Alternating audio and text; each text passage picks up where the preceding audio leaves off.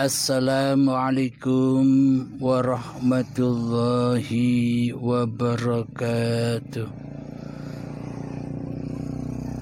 Bismillahirrahmanirrahim. Ashhadu an la ilaha illallah wa ashhadu anna Muhammadar Rasulullah. Allahumma salli ala sayyidina Muhammad wa ala ali sayyidina Muhammad. Rabbi israh li sadri wa yassir li amri wahlul 'uqdatam min lisani yafqahu qawli. Amin. Bismillahirrahmanirrahim. Salam hormatku, salam santunku, salam kasih sayangku buat para sahabatku semua dimanapun Anda berada, baik sahabat yang ada di dalam dan sahabat yang di luar negeri. Semoga kita semua selalu di dalam bimbingan Allah Subhanahu wa Ta'ala. Amin, amin ya Rabbal Alamin. Bismillahirrahmanirrahim. Kali ini kita akan mengkaji kelanjutan judul yang kemarin, yakni kehidupan dunia. Dan saat ini kita melanjutkan apa sih yang dikatakan, apa sih yang dimaknai, apa sih yang dimaksud kehidupan akhirat itu. Bismillahirrahmanirrahim. Kita kembali bacakan di surat Ar-Rum ayat ke-7. A'udzu billahi minasyaitonir rajim. Bismillahirrahmanirrahim. يعلمون ظاهرا من الحياة الدنيا وهم عن الآخرة هم غافلون. Artinya, mereka mengetahui yang lahir dari kehidupan dunia, sedangkan terhadap kehidupan akhirat mereka lalai. Shadaqallahul azim. Ar-Rum ayat ke-7.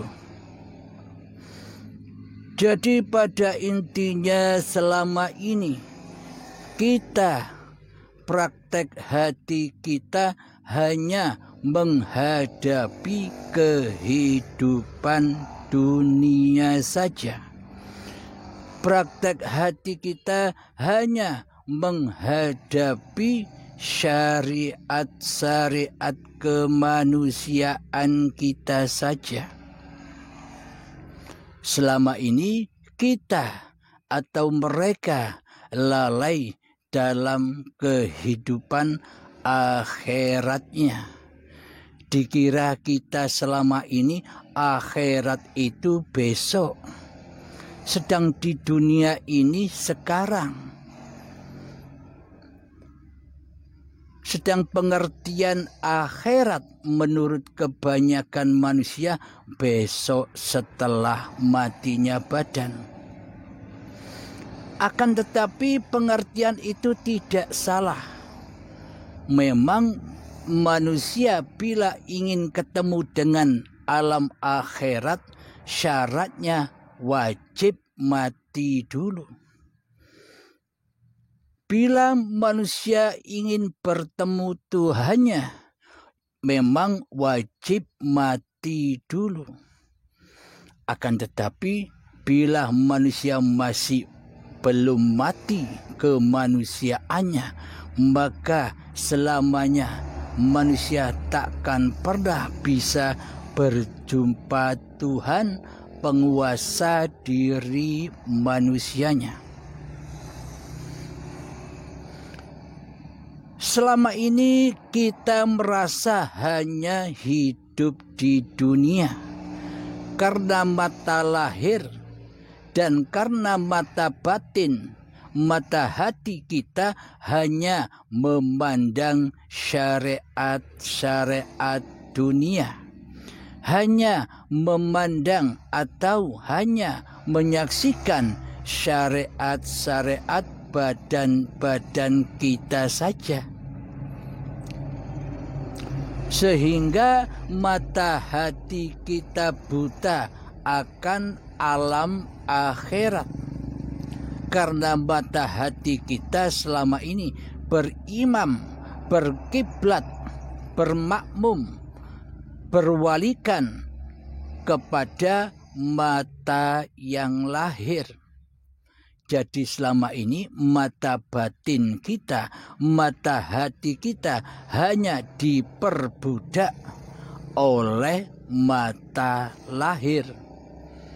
Jadi mata batin kita selama ini hanyalah menjadi gudang-gudang, hanyalah menjadi lembah-lembah untuk menyimpan dunia, untuk tempatnya dunia. Jadi apa yang kita pandang, apa yang kita lakukan, kita masukkan ke dalam mata batin kita. Kita masukkan ke dalam gudang mata hati kita untuk menyimpan apa-apa yang kita saksikan di luar diri kita selama ini. Jadi mata hati atau mata batin kita selama ini buta karena dijejeli, karena dibuat gudang untuk penyimpanan barang yang fana, barang yang hancur, yakni hubbud dunya. Jadi selama ini mata batin atau mata hati kita selama ini kenapa kok buta? Kenapa kok menjadi hati yang keras melebihi kerasnya batu? Kenapa mata hati atau mata batin kita selama ini tidak bisa menyaksikan Allah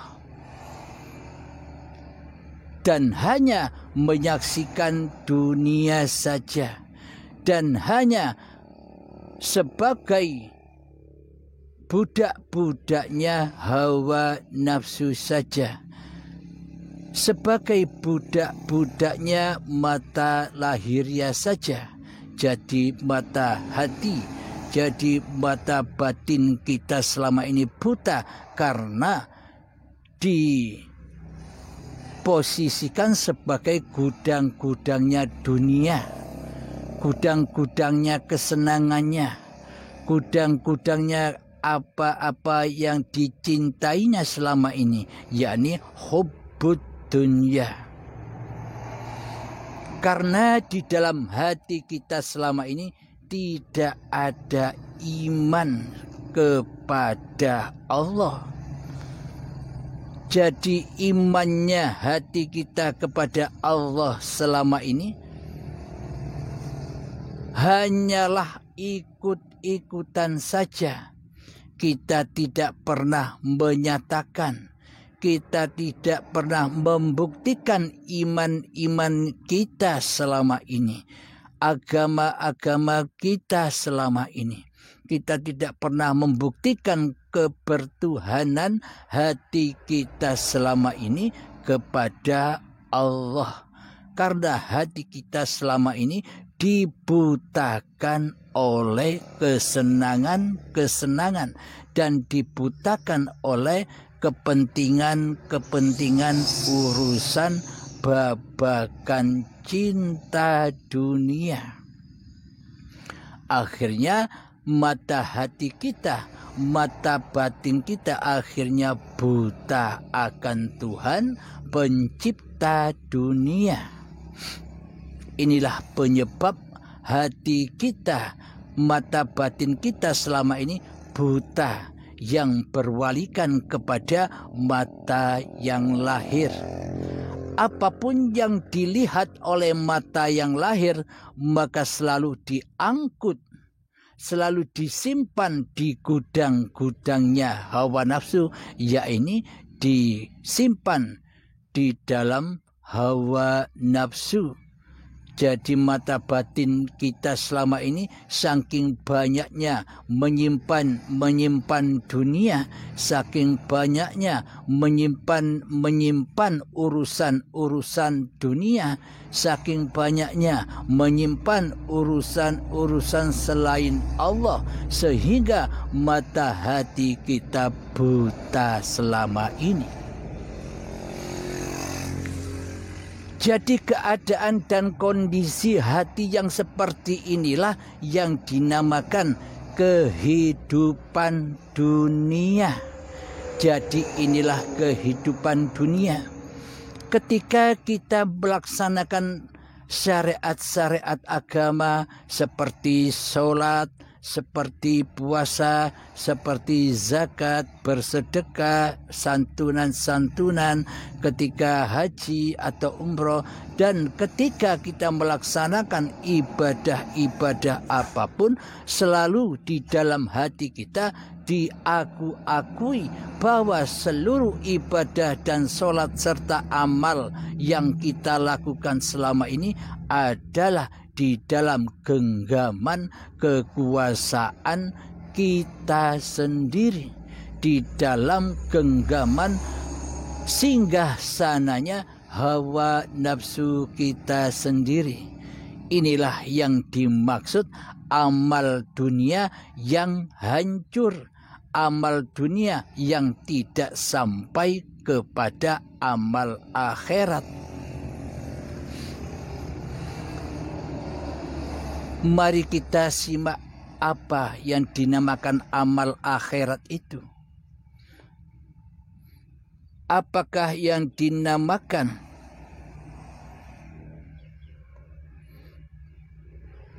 kehidupan akhirat itu?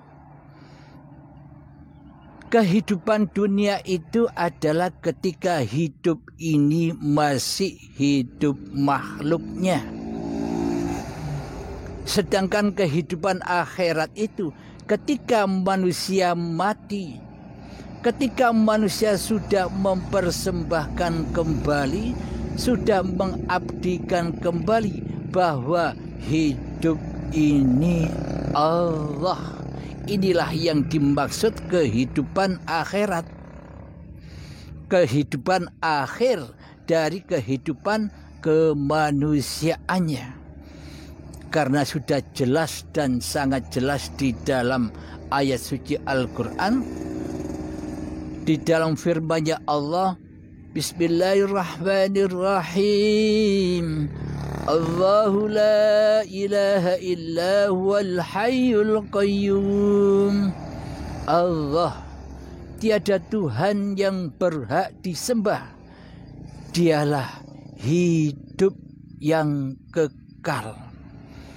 Jadi hidup yang ada pada diri kita, hidup yang ada pada kedua orang tua kita, hidup yang ada di kedua nenek kakek kita, hidup yang ada pada nenek moyang kita, hidup yang ada pada para nabi, hidup yang ada pada Nabi Adam manusia pertama. Seluruhnya hidup yang ahad.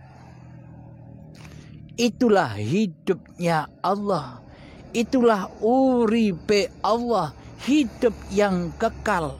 Sejak sebelum Nabi Adam sudah hayat. Setelah menghayati, setelah menghidupi, setelah menciptakan, setelah memperjalankan, setelah mempergerakkan, setelah mengutus Nabi Adam, menghidupi Nabi Adam dan anak cucunya, terus hidup itu akan menghidupi semua ciptaan-ciptaannya.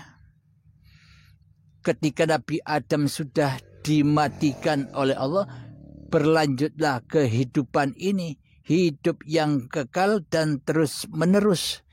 Inilah Allah, hidup ini Allah, uripe Allah. Jika di dalam hati kita sudah tertanam demikian, bila di dalam hati kita sudah kita relakan, sudah kita ridhokan di dalam hati kita, sudah kita persembahkan kembali bahwa hidup ini Allah, maka itu artinya didahului kematian diri manusianya. Jadi manusianya bila sudah meyakini, sudah kembalikan amanah-amanah kehidupan kepada Tuhannya, maka detik itu pula manusianya mati. Sudah tiada kehidupannya, karena kehidupan ini sejatinya adalah uripe Allah. Nah, kesadaran bertuhan yang seperti inilah yang dikatakan hamba sudah berangkat ke akhirat. Hamba sudah berada di alam akhirat. Maksud alam akhirat itu hidup hambanya sudah tidak teraku-akui bahwa hidup ini adalah hidup manusia. Jadi Rabbana atina fid dunya hasanah wa fil akhirati hasanah wa qina azabannar.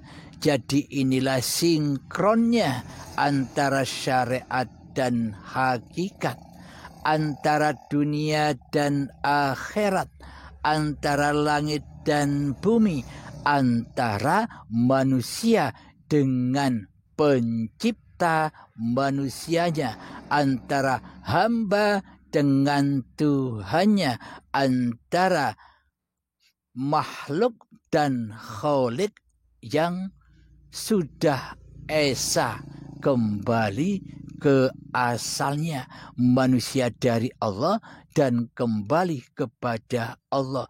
Hidup ini Allah dan kembali pada hayatullah. Inilah yang dimaksud kehidupan dunia dan kehidupan akhirat. Namun bila di hati kita masih teraku-akui bahwa hidup ini hidup makhluknya, manusia tidak mau mati, maka semua yang terjadi adalah amal dunia yang fana, kehidupan dunia yang fana, yang bakal hancur dan tidak akan bisa dinikmati di dalam akhiratnya. Alhamdulillahirabbil alamin. Mari kita kupas sedikit demi sedikit apa yang dimaksud jiwa dan raga, apa yang dimaksud syariat dan hakikat, apa yang dimaksud langit dan bumi, apa yang dimaksud dunia akhirat, apa yang dimaksud manunggaling kaula Gusti.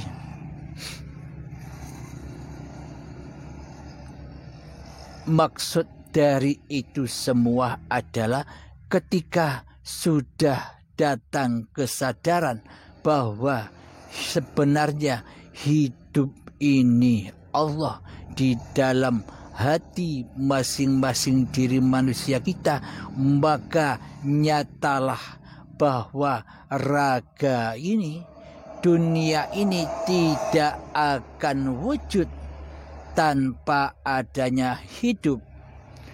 Jadi dunia takkan pernah wujud tanpa adanya akhirat.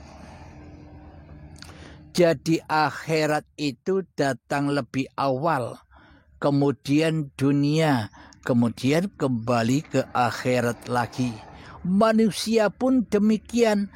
Awalnya manusia tiada, goib. Sekarang manusianya merasa ada.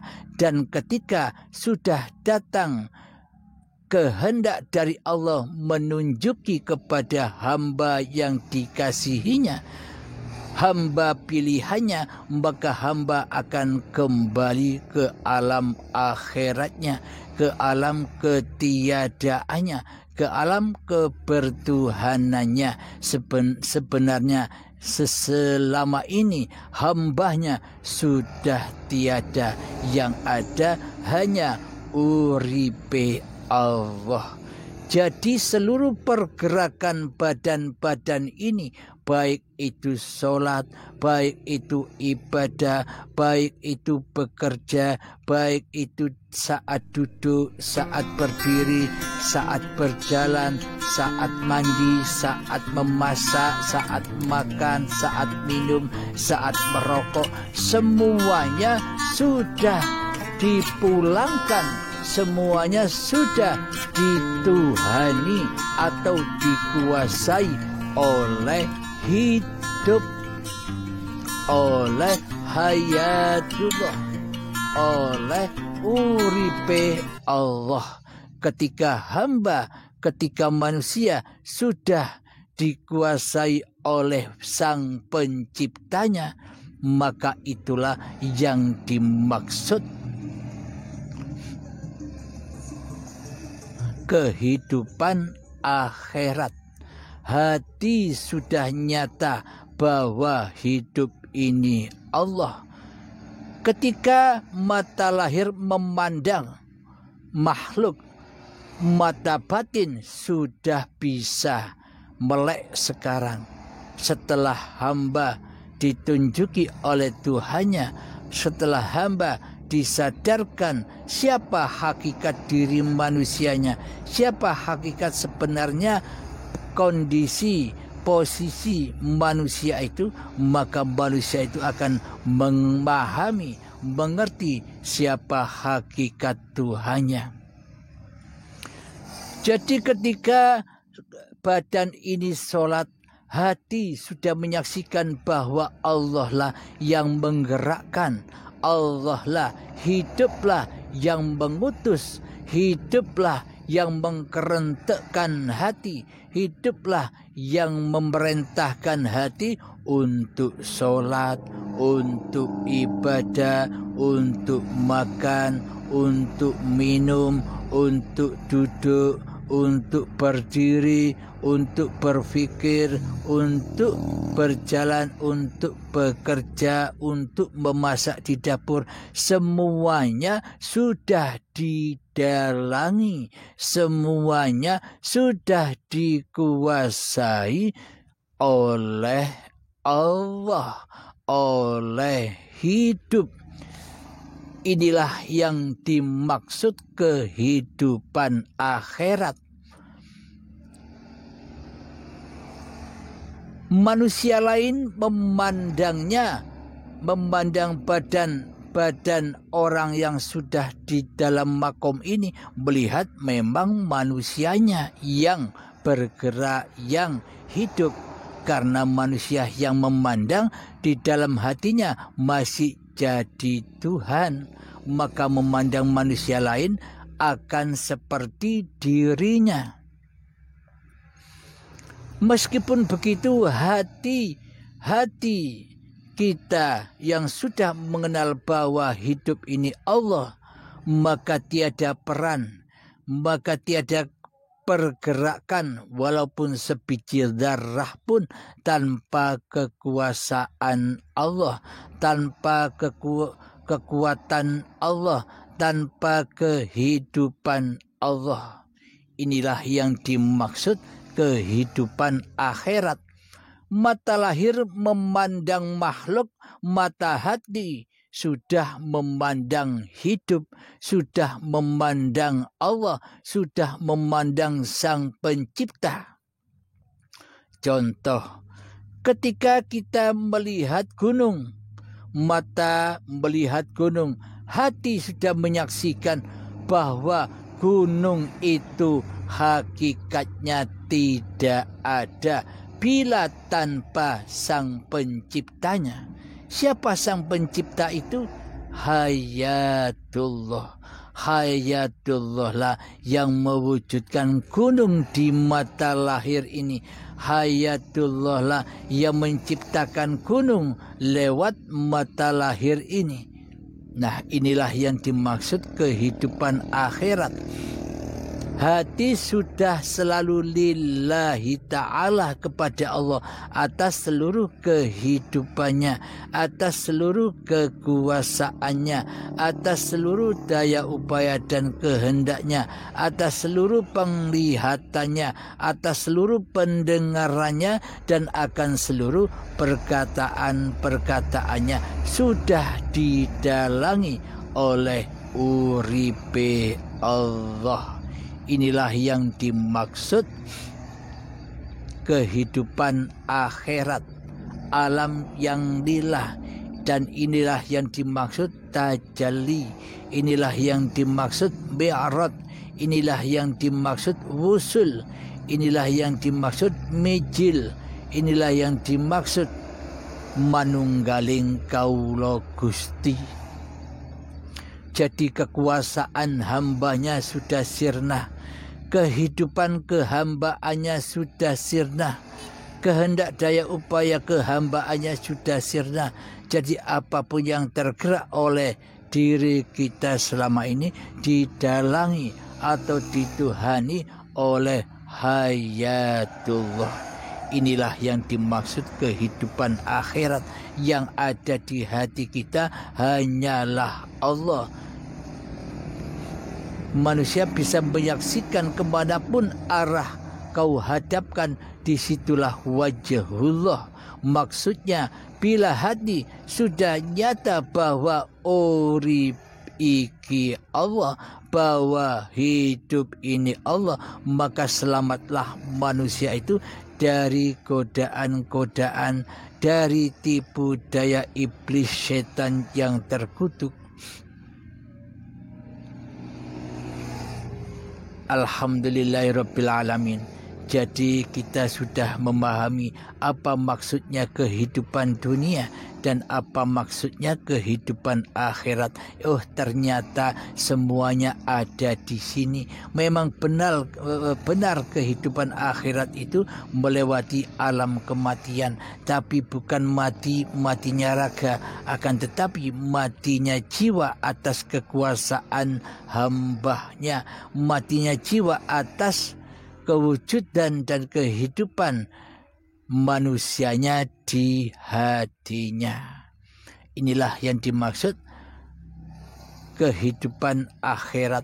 Dunia dan akhirat sambung, hamba dan Tuhannya sambung, abdun dan gustinya sambung, dunia dan akhiratnya sambung, serta makhluk dan kholiknya menyambung, yakni hablum minallah. Jadi sang wayang sudah tidak berjalan sendiri, sang wayang pulang kepada kekuasaan dan kehidupan sang dalang. Wayang sudah rela dan ridho bila hablum minallah, bila sang wayang ini hanyalah sebagai peran sang dalang, bila manusia ini hanyalah sebagai peran gustinya, peran Tuhannya. Alhamdulillahirrabbilalamin. Semoga saya pribadi dan semoga kita semua bisa memahami apa arti kehidupan akhirat ini. Jadi akhirnya kekuasaan dan kehidupan manusianya di hatinya, itulah alam akhirat. Maka latih dan berlatihlah. Semoga saya dan kita semua selalu dimudahkan oleh Allah Subhanahu wa ta'ala. Amin ya rabbal alamin. Bismillahirrahmanirrahim. Rabbana atina fid dunya hasanah wa fil akhirati hasanah wa qina adzabannar. Rabbana atina fid dunya hasanah wa fil akhirati hasanah wa qina adzabannar. Rabbana atina fid dunya hasanah wa fil akhirati hasanah wa qina adzabannar. Wa sallallahu ala sayyidina Muhammad wa ala alihi wa sahbihi wasallam. Walhamdulillahi rabbil alamin. Assalamualaikum warahmatullahi wabarakatuh.